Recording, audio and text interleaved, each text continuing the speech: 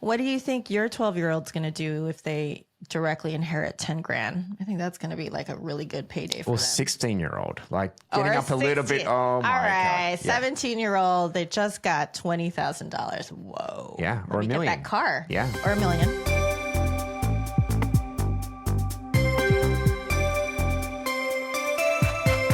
You know, I was thinking about it, and I love to control everything, and I'd love to continue controlling things from the grave. Yeah, that's a little creepy. Yeah, just like reaching out from the dirt. Yeah, that's a good way to scare the kids. So. Yes. I do like to talk about stuff that scares the kids. So another thing that scares kids and adults probably is estate planning. Oh, wow. I think that's... Hello, listener. Is anyone there still? Estate planning. We've talked about this word before, or this term, right? That's right. But we're going to kind of look at it a little bit differently now, aren't we? So Yeah. So this is sort of like a Halloween themed episode, I would say, but in the middle of July because it's actually just before July 4th. Yep. But let me tell you something scary right now. What if I told you that during the divorce process, even if you have no estate planning documents and you die, even some of your separate property, all or some of it, could end up with your spouse, in addition to, of course, all the marital property that's supposed to be split. God damn, that would make me die. Well, I guess I'm already dead though. No, you're not supposed to die. Oh. Do not die That's during right. the divorce process. Do not cross the street. Don't even get in your car. Just That's stay right, home. because I'm still alive, aren't I? Order groceries from home. Just don't go anywhere. Yeah. But yes, if you don't have anything in place, estate planning documents, during the divorce process, And you kick the bucket. and you kick the bucket for some reason during that process, stuff that shouldn't even go to your spouse, like separate property, could Will. potentially. Yeah. Yeah. That's scary. That's not good. That's not I good can for see my why- control freak nature. I can see why you're reaching up from the, underneath there. Yes. Yes. All right. So we are going to be talking about estate planning updates during divorce and post-divorce. Correct, yeah. Because Right. there's distinct differences on things that you can do during, might not be able to implement them Not all on of some them. of them. Yeah. And then there's obviously things that you can do after the divorce is finalized. Yeah. So we're going to talk about updating those various estate planning documents like wills, trusts, power of attorney, blah, blah, blah. After, after divorce or even during divorce. What's blah, blah, blah again? Okay. We'll talk about it in a second. We're also going to look at revising beneficiary designations for various different accounts, including different insurance that you might have. Retirement, stuff like Yep. that. And then considerations regarding guardianship and inheritance planning for kids, minor kids. Yeah. Yeah. So what we're trying to do here is, you need to kind of, look at your assets today and, decide on how you want them to be divvied up. Tomorrow. Yeah, tomorrow. So I've said this before. I don't know why it makes me giggle, but about how marriage is all about love and divorce is all about money. I think it's just sad. It's sad, but it's funny. It's got a good little, ring yeah. to it though. So I think that's why. So I think really why I want to talk about this today is because if you're going to fight so hard to get, half your assets during the divorce, you want to make sure that you can also control who they go to. I mean, it would really suck if it went back to your spouse, Yeah. right? Just because you forgot to change a beneficiary designation on an IRA and you fought through that divorce to get that IRA and then you die and then it goes back to them. That would suck. Yeah. You've shared a story beforehand where you had a client who was wrestling trying to find out whether or not maybe my ex, felt sorry and they wanted to give me this as a Yeah. gift. It's like, whatever. Yes. So I'll talk about it again. I'll recycle that story. But yes, my client got the surprise of his life. Years after he got divorced, his ex-spouse died and left him millions of dollars in a retirement account and with no note. And the person died of natural causes. They were ill, but there was no note, no explanation why he ended up with millions of dollars all of a sudden. And, I don't know that it bugged him, but it made him wonder. It's like, is this his apology to me? Or did he forget? I don't know. I think they were just trying to justify it in their head there. So I think it was a forget. It might have been a forget. Yeah. Make sure that you're not forgetting. If you want to leave your spouse something when you die, okay, fine. Put a note with it. I don't know, but make sure it was on purpose. Yeah. All right, so I digress. I was doing some really interesting reading the other night, of course. You've got a good history of reading some interesting things. What did you learn this time? Just some court case, really fun stuff. Yeah. Bavel versus Bank of America. I remember that one. Yeah, of course. Didn't we all? Yes, of course. So tell me more about this one. So I'll just quote the first sentence because it's like a mouthful. If a divorce litigant bequeathed their estate to their estranged spouse, that spouse will still inherit the estate upon your client's death, even though there is a pending divorce. As in, what does that mean? Basically what we said 25 times already in the last 5 minutes. If you list your beneficiary as your spouse on something and you forget, even though there is a pending divorce and you have this divorce decree draft that's not signed, that's not official, but in the draft, it probably says like this IRA is not going to go to your spouse. It's going to go to you or whatever. But the beneficiary says something different. It's still going to go to your spouse. So I think the lesson that I take from that is wrap yourself up in bubble wrap during that divorce process there. Make sure you last. Yeah. Cross at the crossings. Cross at the crossings. Tell your spouse to cross the street. No, I'm kidding. Yeah. Sorry. Sorry, not sorry. Jeez, damn. My ex-spouse is nice. Okay. So let's get to that first area there about what, during the divorce process, what can you change and stuff like that. Yeah, because there are certain things that you cannot change, and that's why you're not supposed to cross the street during the process. So, for example, I know that I had a property back in Australia that I wanted then to sell, but I couldn't sell until after the divorce was finalized. So because that was considered marital property? No, it was separate property, but I'd been advised. I don't know if it was correct advice. Okay. That everything should freeze. Everything freeze. Don't make any changes and stuff like that until after it. So what can you actually, let's talk about the do's since we keep talking about don'ts right now. So what can you change and update during the divorce process? Yeah. So you've got a document called a power of attorney that can be changed during. What's a financial power of attorney? Yeah, so you kind of gave, set it up there. So it's a directive on, you basically empower someone else to make those financial decisions if you don't have the ability to do it. Right. Yeah. So for example, if you do cross the street and you get run over and you're hospitalized, you're not dead. Just impaired. A financial power of attorney that you designate can continue to pay your bills for you, for example, and move money around if needed. Yeah. Right? So pay your electric bill, write checks from your checking account. Pull money out, pay the nanny, like stuff like that.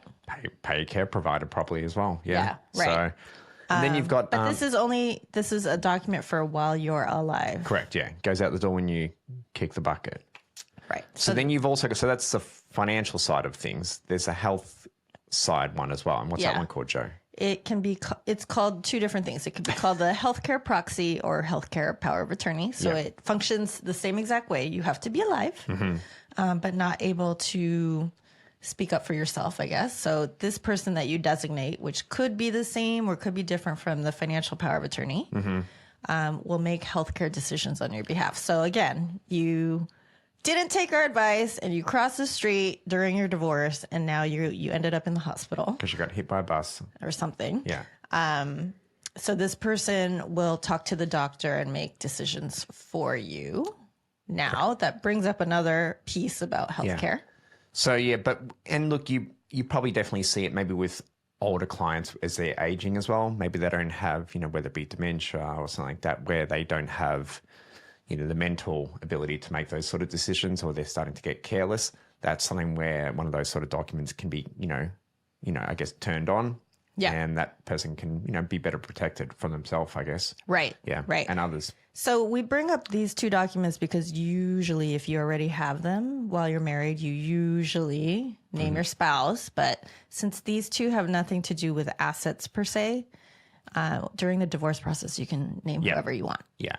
But to pair the healthcare power of attorney with another document, there's something called a Advanced Healthcare Directive. So or living will. yeah, and that's kind of allows you to kind of give some, I guess, tailored advice or directives to the person who's acting in that capacity of the healthcare directive there. So, a quick one would be like, hey, I don't want to be resuscitated, or, only keep me, I don't want to feel any pain. So up all the drugs and stuff like that. Yeah. So I always think of the healthcare directive as your way of expressing your specific wishes that you want your healthcare power of attorney to behave so that they could be relieved of that guilt and that burden of making these very hard decisions on your behalf.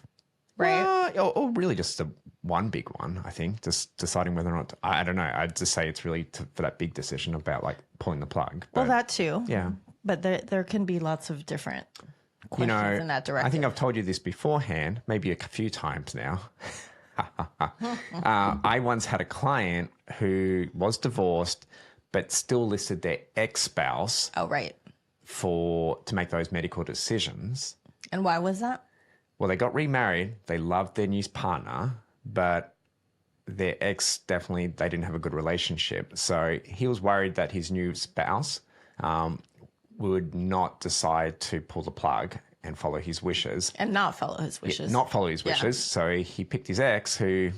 He definitely would pull that plug. Pull the plug. So I was like, oh, that's a nice idea. Okay. So, yeah. All right. So, hey, maybe you still want to name your spouse as your healthcare proxy. Talk it out anyway, though. Just be aware. Yes. All right. So other things that you can change. Separate property. So what is separate property? We've talked about this before, but just in case you haven't heard our other episodes, what is separate property? Well, hopefully I get this quiz right. So it is assets that you've owned prior to marriage that haven't been commingled. Yeah. Okay. It's not the end of the world, but, try not to commingle those. Also gifts as well as inheritance. Right. So if Auntie Flora, gave you an inheritance and hopefully you didn't deposit it into the joint bank account, that is still considered separate property. Correct. Yeah. Right. So for stuff like that, like the IRA or the retirement plan, that money that you earned at your in and out job from 30 years ago, right? If you left it separate, that's still considered separate property. Correct. Yeah. Right. So those types of things you could add different beneficiaries to. Anything really before marriage, as long as it hasn't been commingled. Yes. Yeah. Yes. Stuff that is marital property, community property. Look, that's why you don't cross the street, right? You got to stay alive to get your half. And it's not saying that you maybe can't get something that maybe has been commingled, but you can't really go around making those changes until the whole divorce process is finalized. Right. There. Commingled meaning, again, like maybe it was separate property. Maybe you did get that gift from somebody, but you put in the joint checking account. So now it's commingled and with you're paying joint bills assets. out of that and stuff like that. Yeah. Yeah. So they're assets, they're things that you can do during the divorce process. Okay. In preparation for it, yeah. And then there's things that you have to wait till after, okay? And those are what? So for the marital assets that you're likely to end up with, right, post-divorce, you're going to have to wait, right, to change beneficiaries. Or I guess even if you put it in, but you you die during the process, it's still going to be marital property. So, for example, what I did during my divorce, I did go see a trust attorney to get a new trust created, a revised one, taking my ex out. But I waited to really execute it until the divorce was final, because it didn't matter. It wasn't gonna work during the divorce process anyway. So I waited till after to sign it and finalize it. Well, look at you. Very good. Control freak. But a perfect example of what you probably should have done. And what not to do, Jade. Well, we don't need to go into that. I think the audience has already seen that. Let's talk about it. Already have seen that I don't make necessarily always the best decision there. So what did you do, Jade? Or what didn't you do? Yeah, what didn't I do? So to be honest, I didn't update and put in force my own trust until after the divorce. How many years after? I can't. That's where it's like a little grey area. Mm. So, and then I actually created the document for quite early, but then it just sat there gathering dust. Yes. So yes. do not do that. And why did you decide to finally execute it? Well, I think you believe because I was going on a race where I might have been in danger of my life, but I don't think that was the case. I think that was accurate. Yeah. Yeah. Anyway. Yeah. So cigarette smoking doctor right here. Thanks, financial advisor. I know. I'm definitely preaching always to my clients, and yet there I am. There you are. Smoking that packet of Camels. Great. This is all figurative. He doesn't smoke. No, of course not. But you do have a trust in place now, yes? I do, and it does feel better. Look, I still had all beneficiaries all listed and stuff like that for my son, but we'll get into this shortly about mine. Is that the right thing to do? So yes, let's talk about that actually. So both of us have younger kids, right? So younger than 18, so not adults. Yeah. You may think, why do I need a trust? I can just name my kids directly as I might not have a beneficiaries. house or something like that. I can just list them all as beneficiaries. Yeah, I can list them as beneficiaries. So what do you think your 12-year-old's going to do if they directly inherit 10 grand? I think that's going to be like a really good payday for Or them. 16-year-old, like getting Or up a little bit. 16. Oh my All right, God. Yeah. 17-year-old, they just got $20,000. Whoa. Yeah, Let or me $1 get million. that car. Yeah. Or $1 million. Yeah, with no guide rails. Now, look, that's not to say that there's not some responsible teenagers out there who would probably, meet with a financial advisor and invest it and plan some long-term goals. Maybe they'd buy a Honda Accord versus a Ferrari. Yeah, that's right. Yeah, that's so responsible. there could be though. So Yeah. we shouldn't say that all of them won't. But I tell you now, a lot of them probably would just waste that money. And that's why I think in our job, we actually have clients coming in who do have concerns about their kids inheriting money at a younger age and then spending it. Yeah. And so I like to kind of think of it as like putting up bumpers in bowling. Yes. So you probably, you get to control a little bit. This is controlling from the grave. Controlling from the grave there. So at least you're going to get a pin, yeah? Yeah. You're going to get some of the wishes that you want there. So in a trust, you can designate various restrictions and you can name another adult, a trusted person to manage that money that your kids might inherit from you if they're too young, right? So you can put age-based restrictions, for example, like they get 1/4 of what they inherit directly at age 25, then age 30, age Up 35, to a certain amount, whatever, something yeah. like that. Or You could put carve-outs where, they can have a certain dollar value or a certain percentage of the assets for instantly for a down payment on a house, or right. some of them I've seen people do academic ones like X amount of money for. You can tell that trusted person, like, hey, this is meant to, the age-based thing is just the money directly to them, but if they're going to go to college, use it for college or whatever other needs that they have, right? We've talked about needs before, so other needs to help them with, and you can give that trusted adult some parameters aside from the age-based stuff. Guardianship. So what is guardianship in the will? So guardianship is where you kind of like having someone basically be responsible for your children, yeah? So naming a backup guardian Yeah. In your place if something happens to you. Now, but keep in mind though, if you are married / were married, and you do have minor kids, unless your ex is an ex-murderer or has Or some other extreme exception. there's going to be a strong case that it's going to default to your ex there. Yeah. Okay? Yeah. Doesn't mean that obviously maybe your parents who might be still living or something like that can't have some sort of custody and stuff like that. But I think that's why I like to think of always trying to have a good positive relationship post-divorce there, because it is important for that other part of the family to be involved in those kids' lives. Right. Yeah. Right. So you can always put a backup to the backup, right? So you can name other backup guardians in case something happens to your ex also. That's the good thing about a trust. You can just have Trust and wills. So trust and wills, all these different layers Yeah. to these wishes. Like if this happens, then this is what I want to happen. Yeah. Exactly. So, all right. So we are nearing the end of our episode, which means Oh my God, where did that time go? divorce this or that. Yeah. So So our producer our producer, pitched us one. yeah. And Do you wanna? I'll summarize it, I guess. Yeah. And then you can tell me what you think. All right. Okay. So would you pick a mega mansion, like 6-bedroom on an acre, like in Dallas? Or would you pick a cute condo in Greenwich Village, right in the heart of New York City, where all the celebrities live? Like right. the coolest part of I the city.